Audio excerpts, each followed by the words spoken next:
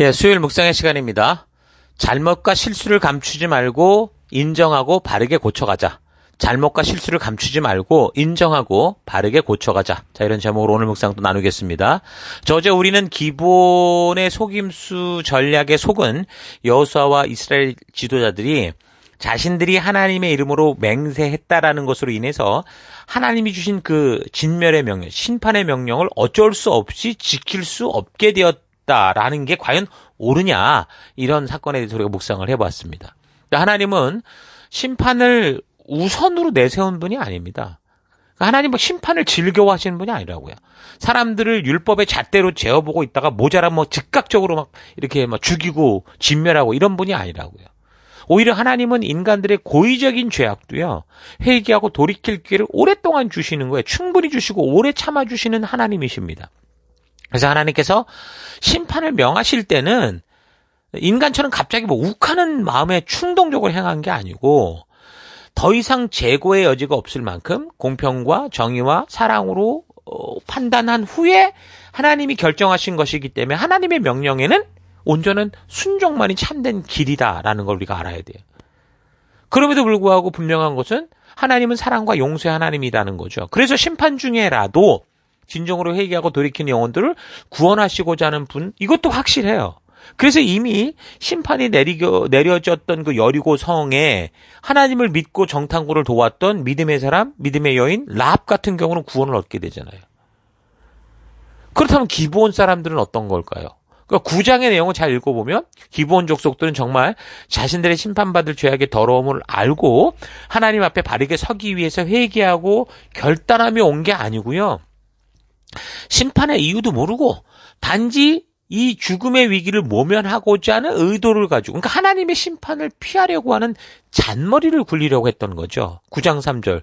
이 즈음에 기브온에 사는 사람들도 여호수아가 이끄는 이스라엘이 여리고성과 아이성을 어떻게 점령하였는가 하는 소문을 듣고는 어떻게 하든 목숨을 부지해 보려고 꾀를 냈다, 이렇게 말하거든요. 현대 성경 번역을 읽었는데 이 내용을 볼 때 기브온 족속들은 처음부터 회개를 위한 게 아니라 이스라엘을 속이려고 한 거죠. 하나님 앞에 회개하고 참회하기 위한 그런 의도가 있었던 게 아니라는 거예요. 하나님이 원하시는 건 뭡니까? 진정한 회개와 돌이킴이지 순간의 위기를 모면하고자 하는 잔머리, 눈 가리고 아웅거리는 그 거짓 용서 구함이 아닙니다. 하나님의 성품상 기브온이 만약에 정말 그때 이 사실을 알고 제대로 회개하고 돌이켰다면 분명히 용서받았을 가능성이 100%입니다. 그러나 이들의 의도는 절대 그렇게 보이질 않죠. 자, 근데 많은 설교들에서 이 본문을 가지고 이것이 마치 여리고성의 기생 라합이 그렇게 믿음으로 했던 행동과 같은 것이다라고 이야기를 하는데, 여러분 본문을 잘 묵상해 보십시오. 여기서 기브온 사람들의 의도가 정말 그런가? 여러분, 이 사람들의 의도는 회개나 믿음이 아니라 단지 목숨만 살고 보자, 어쨌든 여긴 피해보자라는 그 임기응변이라는 거, 수작을 부리는 거라는 걸 알 수 있죠. 그러니까 회개를 통한 변화가 아니라 하나님의 심판을 모면하기 위해 거짓으로 굴복하는 것이었기 때문에, 그럼 만약에 이런 사람들이 생존했다고 생각해 보세요. 자기들이 변화가 목적이 아니라 살고 보자니까 결국 저들이 하나님으로부터 지금 심판받는 그 죄의 습관과 그 태도는 그대로 갖고 있는 거 아니에요. 마치 숙주처럼 늘 잠복했다가 어느 순간 그게 드러날 거 아니냐는 거예요. 그 여호수아를 살필 때에서 우리가 중요한 초점이 뭐라고 그랬어요? 헤렘이라고 하는 이 전쟁, 하나님의 심판의 전쟁, 진멸을 명하는 전쟁, 이 전쟁이 바로 그런 의도의 전쟁이다. 그래서 그 일에 하나님의 심판의 칼로 사명받는 백성들이 행하는 우리의 행할 바는 하나님이 처음 주셨던 말씀 그대로 진멸시키는 그 일에 우리가 함께 나가는 게, 그게 우리의 처음이자 마지막 사명이지. 지금 전쟁을 하다 보니까 이들이 좀 불쌍하게 항복하고 있다. 저들이만 정말 너무 어쩌고 있다. 하나님 사랑하는 하나님 아니야. 이런 식으로 적용을 하면 어떻게 돼요? 본문의 참된 의미를 해석할 수 없어요. 원래 의도를 모르고 그냥 엉뚱한 결론으로 흘러가는 거예요. 예수님의 사랑, 하나님의 사랑을 강조하다가 오늘날 동성애자들의 그 고집들을 그대로 인정해주고 받아들이는 게 사랑인 것처럼 말하는 그런 원리가 바로 여기서 나오는 거죠. 이런 원리에서. 완전히 잘못된 하나님의 말씀을 순종한다고 하면서 하나님을 부정하고 하나님을 대적하는 일이 생기는 거예요. 자, 그렇다면 이스라엘 족속이 그런 저들에게 지금 속아서 맹세를 했다고 해도 어떻게 돼요? 이거는 하나님의 명령이 무엇이었느냐라는 거기서 지금 기준을 따져서 일을 처리해야 되는데 지금 상황을 보면 지도자들 입장에서 자기들이 이렇게 맹세를 했다라는 그 입장에서 이걸 자꾸 해결해 가려고 하는 걸 볼 수 있죠. 하나님 주신 분명한 이 전쟁의 원인, 심판의 도구가 되는 그 뜻, 그거를 따라가야 되는데 그러지 않고 자신들의 맹세가 이 잘못된 거를 합리화시키는 그런 식이 되고 있더라는 거예요. 여러분, 하나님께서는 지금 죄에 대한 심판이잖아요. 여기에는 절대 타협이 없지. 아주 철저한 분이시죠.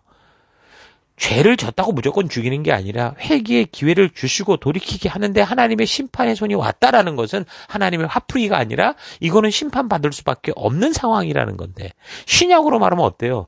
독생자 아들 예수 그리스도를 보내셔서라도 그 아들의 생명을 통해서라도 이 죄를 회개케 하시고 죄를 해결케 하셔야만 하는 분이 하나님이신데, 죄에 대해서는 철저한 분이신데 지금 이 상황이 그 죄를 진멸하는 곳에 들어가서 자기들의 말 실수 때문에 이거를 지켜도 된다, 이런 식으로 가면 뭔가 이상한 거 아닙니까? 그러면 분명한 거예요. 자기들이 속아서 비록 하나님의 이름으로 맹세를 했다고 해도 그거는 파기할 수 있는 거예요, 없는 거예요? 파기할 수 있는 거죠. 저는 그렇게 생각합니다. 잘못된 맹세를 고백하고 하나님의 뜻대로 해서 바르게 잡아가는 게 바른 태도라는 겁니다. 그래서 어떤 분들이 조금 전 말한 것처럼, 그런데도 이 기브온 히위 족속이 마치 다른 라합인 것처럼 이렇게 얘기하면서, 뭐 요즘 성경에 보면 이렇게 요즘에 그 해설 성경에 보면 그 단락마다 주제가 나오는데 그 주제가 대부분 보면 여호수아를 속이는 기브온 족속 이런 식으로 나오는데 이게 잘못됐다라는 거예요. 믿음으로 가는 기브온 족속 이렇게 된다고 그렇게 주장하는 목사도 있더라고요. 여러분, 그렇지 않습니다. 여리고성의 기생 라합의 상황과 여기 지금 히위 족속 기브온 사람들의 경우는 그 의도가 완전히 달라요. 이 히위 족속을 또 다른 라합이라고 해석한다? 이건 굉장히 잘못된 해석이라고 할 수 있습니다. 그리고 여호수아와 지도자들의 이 맹세는 여호수아와 지도자들이 자신들의 느낌과 생각을 따라 하나님의 이름을 도용한 것뿐이지 하나님의 뜻과는 전혀 다른 그런 잘못된 맹세였기 때문에 잘못된 것을 발견하는 즉시 어떻게 돼요? 그 잘못된 맹세를 파기하고 회개하고 하나님 앞에서 온전히 돌아섰어야 되는 거, 그게 온전한 것이라는 거죠. 여호수아 이스라엘 지도자들이 두려워했던 게 뭡니까? 그런데 자기들이 여호와의 이름으로 맹세를 했기 때문에 그랬다라는 거. 이걸 어기면 하나님이 그 맹세를 어겼게, 하나님의 이름으로 한 맹세를 어겼기 때문에 우리를 어렵게 만들고 우리에게 화가 미칠 거다라는 9장 19절. 그러자 지파의 우두머리들이 이제 와서 어떻게 하겠느냐. 여호와 하나님 앞에서 저들을 치지 않겠다고 맹세하였으니 별 수 있겠느냐. 그냥 놔두는 수밖에 없지 않느냐. 그래야 우리에게 어려운 일이 닥치지 않을 거 아니냐. 공연히 저들을 쳤다가는 우리에게 화가 미칠 것 아니냐. 저들을 그냥 살려주기로 하자. 21절. 그냥 살려주는 대신 우리 공동체 식구들을 위해서 물을 깃고 장작패는 일을 시키는 일이 어떻겠느냐 하고 제안을 하자 이스라엘 사람들이 그들의 의견을 따르기로 하였다. 자, 그러니까 이 지도자들이 광야 40년 동안 하나님과 동행하면서도 하나님이 어떤 분이신지를 아직 잘 모르고 있었다라는 거예요. 하나님은 하나님의 이름으로 맹세를 하면 앞뒤 전후가 어떠하든 말한 대로 행하지 않으면 화를 당하게 하는, 저주하는 그런 분으로 그들은 생각을 했던 거죠. 이렇게 하나님을 오해하니까 여호와의 이름으로 맹세한 것으로 여호와 하나님이 주신 그 가장 크고 중요한 명령을 행하지 않아도 된다라는 이상한 결과가 나온 거예요. 얼핏 보면 논리가 틀린 것 같지는 않아요? 그러나 하나님께서 주신 가장 큰 명령을 오해하거나 소홀히 하여 잊고 자신들의 현실에 깊이 빠져서 큰 그림을 보지 못하고 문자적인 해석에 속아서 그것이 옳고 그른지조차 분별하지 못하는 지금 상황이 된 건 분명하다는 거죠. 그러니까 우리네 현실 속에서 하나님께서 분명하게 시내산 언약에서 이 동성애는 죄악이다라고 규정을 했고 그것은 분명히 심판해야 된다고 분명히 말씀함에도 불구하고 예수님은 사랑이다. 하나님은 사랑이다. 그래서 그 모습 그대로 품어주는 게 우리 예수님이신 것처럼 우리도 그 모습 그대로 품어줘야 되는 게 교회다라는 식으로 엉뚱한 해석을 하는 그런 일들이 벌어지는 거죠.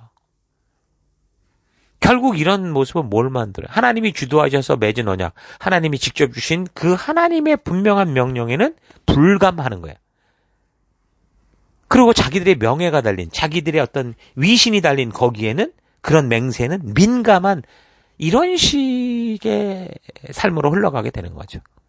그러니까 하나님의 뜻과 하나님의 마음에는 불감증이 만연하고, 자기들의 욕구, 자기들의 피해에는 아주 민감한 그런 삶의 습관 때문에 하나님의 뜻대로 돌이키는 일보다 자기들이 벌인 일들을 합리화시키고 변명하고 핑계를 대면서 대충 수습하는 식으로 흘러가게 되는 거죠. 여러분, 우리네 삶 속에서 이런 일들이 얼마나 많습니까? 여러 가지 이유로 우리의 삶에서 실수하고 실패하는 일들이 생기는데, 우리가 행한 결정들이 나중에 봤더니 잘못됐다라는 걸 알면, 하나님의 뜻이 아니었다라는 걸 알면 그냥 자신들의 그 잘못된 결정을 인정하고 회개하고 돌이켜야 되는데 창피한 거죠. 그래서 내가 한 말, 잘못된 행동을 인정하고 고치려는 게 아니라 오히려 합리화시키는 거예요. 변명하고 핑계를 대며 대충 수습을 하려고 하는 거죠.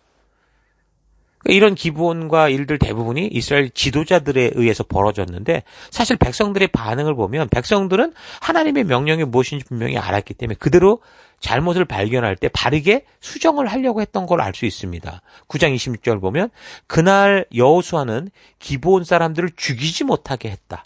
이스라엘 사람들은 그들을 죽일 태세였으나 여호수아가 막았다. 그러니까 백성들도 지금 리더의 말을 믿고 그런가 보다 했는데 지금 그게 아니라는 사실을 분명히 알게 됐을 때 이건 하나님의 명령이 아닌데? 라고 깨닫고 기브온 족속을 즉각 진멸하려고 했죠.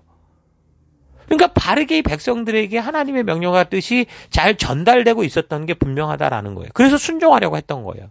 그런데 그렇게 하나님의 명령대로 바르게 서고자, 바르게 잡고자 했던 백성들을 막아선 사람이 바로 여호수아였어요. 이스라엘 족장들과 리더들과 여호수아는 저들의 그런 실수를 무마하려고 여부수 족속을 종으로 부리는 게 어떻겠냐, 이런 식으로 타협점을 찾게 되는 거죠.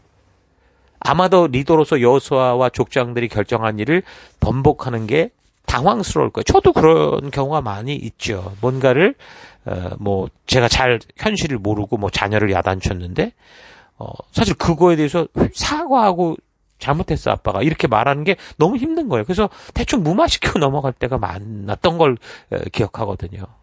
지금도 여전히 그런 성향이 없지 않아 있어요. 그러니까 리더들도 그랬겠죠. 여호수아도 그랬고, 뭔가 결정을 했는데 우리가 잘못했어 이렇게 한다는 건 정말 당황스러운 일이었을 거예요. 근데 이거는 개인의 신변, 개인의 명예에 대한 게 아니고 하나님이 명하신 말씀대로 순종하는 일에서 잘못된 것이 지금 발견된 거잖아요. 그래서 이때는 즉시 우리가 이 결정이 잘못됐다라고 어떻게 돼 인정하고 수정하는 게 바른 태도였다라는 거죠. 행동이었다라는 거죠. 레위기 5장을 참고해 보면 이렇게 잘못된 거를 돌이키는 방법을 말씀해 주세요.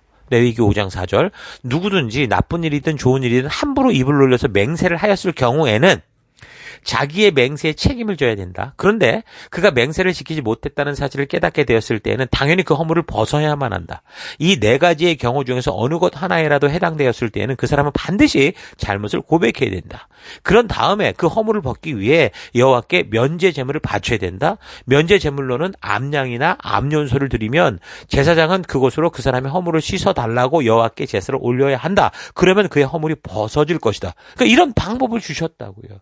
사람들이 잘못된 맹세와 선언을 했을 때, 또 지키지 못했을 때 하나님은 그 잘못된 것을 바르게 잡을 수 있는, 그래서 원래 바른 길로 돌아설 수 있도록 하는 방법을 분명하게 제시해주고 계셨던 거죠. 그래서 성도들도 사람이기에, 리더들도 사람이기에 실수할 수 있고 잘못된 판단을 할 수 있고 그릇된 욕심으로도까지 잘못된 짓을 범할 수 있지만, 근데 그 잘못이 발견될 때, 드러날 때는 어떻게 돼요? 즉시 스스로의 잘못을 인정하고 수정하고 하나님께 회개하고 돌아오는 게 바른 행동이었다라는 거죠. 나의 잘못된 선택과 판단이 사람들 앞에 드러난다는 건 부끄러운 일일 수 있어요. 그러나 그 부끄러움이 오히려 우리에게 바른 방향과 바른 영원한 생명을 준다는 걸 잊지 말고 기꺼이 잘못된 것을 인정하고 돌이키는 진정으로 용기 있는 믿음의 결단과 행동이 우리에게 꼭 필요한 거예요. 그러니까 처음에 잘못했을 때 처음에 돌이켜서는 게 쉽지, 그걸 합리화하고 또 합리화하고 또 합리화하다가는 이걸 돌이키는 일이 너무너무 힘들어요. 오늘날 한국 뉴스 같은 데서도 보세요. 법과 질서를 지켜야 되는 그런 자들이 저지르는 부패에 대해서. 대부분 보면은 힘없고 빽없는 사람들은 안 해요. 권력 있고 돈 있는 자들이 그런 짓들을 하잖아요. 그래 놓고 어떡합니까? 인정을 하는 게 아니라 자기들끼리 서로 보호하고 진실까지 외면시켜버리는 그런 식으로 자꾸 행동하죠. 법과 정치가 결탁을 하고 정치와 경제가 결탁을 하고 숨기고 감추는 그런 일들이 벌어지는데, 그럼 그거를 보는 국민의 마음은 정말 비탄에 빠지고 너무 괴롭고 씁쓸하지 않습니까? 하나님의 법도와 규례가 주는 인권과 공의, 공평, 정의, 이게 바르게 서지 못하는 나라, 그 사회, 그 문화는요, 오늘날 세계 곳곳에서 보듯이 지금 아프리카 같은 데도 봐요. 무정부 상태, 조폭의 나라가 되고 테러범의 나라가 되고 선량한 국민들이 고통으로 절규하고 죽어가고 있는 일들이 비일비재하잖아요. 얼마 전 뉴스에는 그 IT에서 막 그런 조폭들이 난리를 피니까 나라가 전부 돈 먹고 그 아무것도 하지 않으니까 국민들이 나서서 심판을 하는 그런 걸 봤거든요. 여러분, 인간이라면 한때 한순간 욕심과 욕망으로 잘못을 저지를 수도 있겠죠. 근데 그렇다고 하더라도, 그렇다면 그 잘못이 발견될 때, 깨달아질 때 어떻게 돼요? 그것을 솔직하게 고백하고 바른 대가를 치르는 회개의 자리로 가야 바른 회복이 있는 거예요. 근데 그럼에도 불구하고 끝까지 자기 욕심과 욕망으로 하는 행동을 자꾸 숨기려고 하고 합리화시키려고 아간처럼 그렇게 감추다가 결국 그 사회가 부패하고 망하게 되는 거죠. 여러분, 하나님이 주신 이 율법, 하나님의 나라의 법도와 규례가 지켜지지 않는 그런 사회는요, 반드시 망하게 돼 있어요. 정의와 공평이 지켜지지 않고 권력을 가진 자들끼리 서로 짜고 자기들을 변명하고 잘못된 것까지 아무 일이 아닌 것처럼 무마시킨다면 백성들의 마음과 생각 속에 똑같은 생각이 돼요. 이 나라는 절대 공평하지 않고 정직하면 더 손해다라는 게 생각이 드니까 이제 누구나 다 범법자가 되는 거죠. 그런 나라는 결국 점점 더 표류하게 되고 어려울 때 힘을 모으는 게 아니라 자기 것 챙기기 바쁘고 언제라도 상대를 배신하고 자기에게 유익한 곳으로 갈아탈 수 있는 그런 나라, 썩어져가는 나라, 망해가는 나라가 되고 마는 겁니다. 우리도 살아가면서 한순간 욕심에 빠져서 죄를 짓거나 또는 중요한 순간에 잘못 행동해서 자신의 명예나 실력에 치명적인 오점을 남기게 될 수 있을 때, 만약에 남기게 될 때, 바로 그때, 그게 발견될 때, 그걸 감추고 막 숨기고 그러지 말고 변명하고 핑계를 만들다가 더 돌이킬 수 없는 최악의 상황으로 가지 않고 솔직하게 인정하고 바른 길로 속히 돌이켜서는 그런 삶을 살아가는 여러분과 제가 되기를 바랍니다. 자, 오늘 하루 나는 내 삶에서 만들게 된 실수나 잘못을 대할 때 이것을 감추고 변명하고 핑계를 만드는 삶을 살고 있는지, 아니면 잘못을 그대로 인정하고 바른 길로 돌아와 온전한 삶을 살고자 하는지 잘 되돌아봤으면 좋겠습니다. 사람은 자신의 실수나 잘못이 드러날 때 당황하고 그것을 인정하고 고백하기보다 일단 자신도 모르게 본능적으로 자기를 방어하고 변명하고 핑계하고 합리화하는 그런 연약한 존재입니다. 잘잘못을 따지기 전에 나타나는 본능적인 어떤 그런 방어 태세이기 때문에 잘못이나 실수를 만날 때 머뭇거리거나 즉각적으로 바른 반응을 못할 수도 있을 거예요.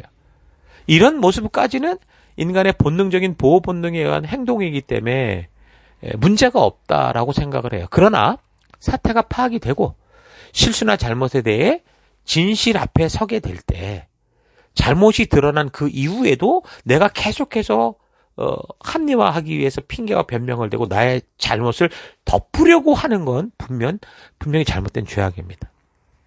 우리가 성도로서 사회생활을 하다가 세상의 사람들로부터 교회 다니는 사람이 이래도 되느냐 하는 소리를 기습적으로 듣게 될 때 상당히 당황스럽고 뒤통수를 맞은 것 같은 순간이 오는데, 바로 이 순간 우리는 성도로서 이런 음성이 성령의 외침이다라는 거 잊지 마시고 바르게 하나님의 법도와 규례와 명령이 말씀하시는 것을 중심으로 자신을 속히 되돌아보고, 그래서 만약에 말씀대로 갔는데 반응하는 거라면 우리는 그걸 그냥 견뎌야 되고 그냥 묵묵히 이겨가야 되지만, 그렇지 않은 죄가 발견됐다면 바르게 하나님이 이끌고자 하는 온전한 길로 속히 회개하고 돌아 나오는 우리가 되어야 됩니다.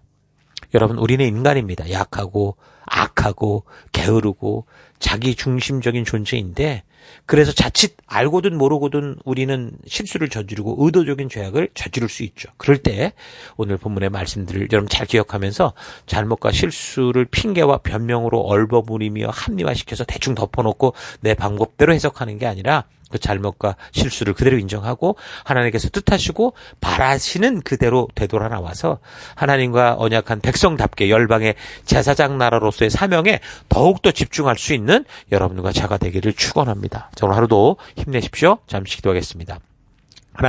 하나님께서는 우리를 심판하시는 하나님이 아니라 생명을 주시고 축복을 주시고 회복시키시는 하나님이신데, 이스라엘 지도자들처럼 하나님을 심판과 저주를 내리는 하나님으로 오해하고 하나님의 뜻이 아닌 내 생각대로 하나님을 판단하며 내 생각대로 행동하며 살아왔던 삶을 회개합니다.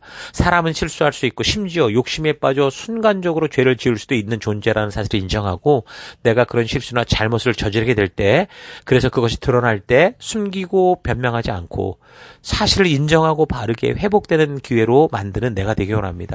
공평과 정의가 지켜지지 않는 공동체는 결국 무너지고 만다라는 거 잊지 않고, 하나님의 뜻대로 서기 위한 바른 고집과 강직함 외에는 내 고집을 피우지 않고 내가 먼저 바른 공의와 공평을 지켜가는 삶 살아가는 내가 되길 원합니다. 하나님, 잘못과 실수를 감추는 하루가 아니라 잘못과 실수가 있다면 드러내고 인정하고 바르게 말씀으로 고쳐주고 새로워지는 그런 하루가 될 수 있도록 주님 인도하여 주옵소서. 그 길로 가기 원합니다. 함께 하심을 감사드리고 예수님 이름으로 기도했습니다. 아멘.